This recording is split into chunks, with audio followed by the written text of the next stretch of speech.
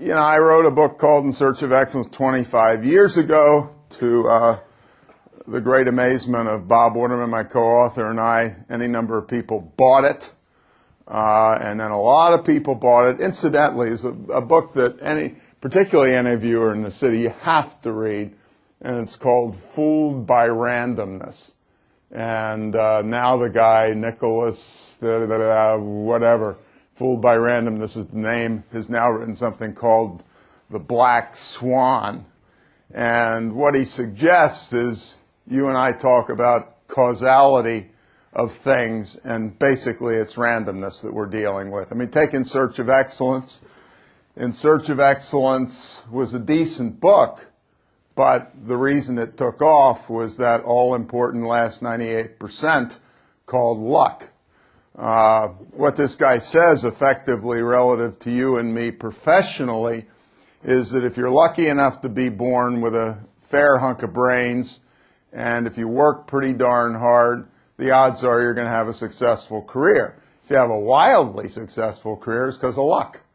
And I could spend the rest of the day recounting the 372 unpredictable factors that led to the success of In Search. As I said, nothing wrong with a book, but books that were okay sold 5,000 copies, and we probably sold 5 million.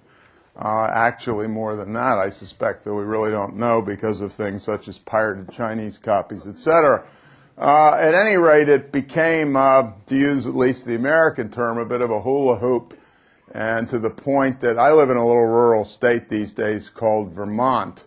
And thank God, because for a while it was like people wanted to find my farm so they could look at it. But if you live in a little rural state like Vermont, I don't know whether it's true here in the countryside, is we had a little country store called Max. And when somebody would say, "Where does Tom Peters live?" they would point in the opposite direction, for which I am eternally grateful. The guy who wrote the book, John Irving, who wrote the book GARP, which some of you may remember. If you read it, it makes you an utter ass like me. No, it was okay at the time, I suppose. At any rate, he became such a folk hero that people had it was paparazzi, basically. They had the long-lensed cameras that were peering across his border and so on. At any rate, it became such a popular thing that at some stage of the game, about 1984, I sort of thought if I ever hear the word excellence again, I'm going to throw up. And so I ran like hell.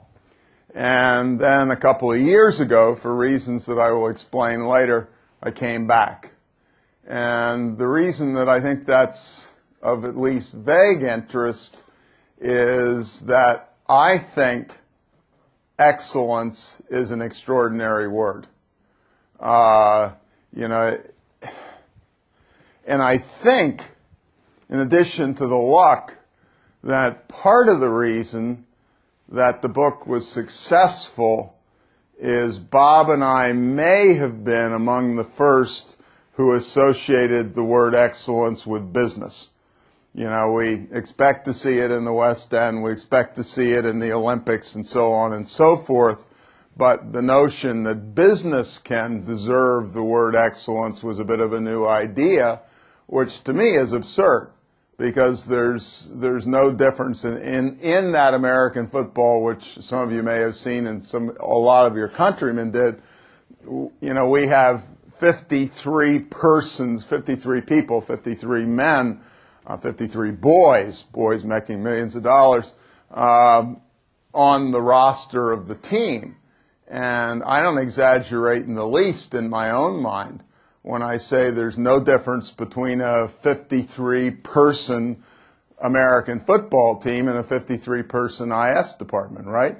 It is a group of human beings attempting to provide service called entertainment in the case of sport, service called whatever it is one does in a professional case, but it's the same thing. It's a group of people, if you, the leaders, are worth your salt and worth your pay, is attempting to grow, create things of value, and so on. And so the notion that an IS department is different from a football team, I find appalling. Human beings doing stuff together are human beings doing stuff together, period.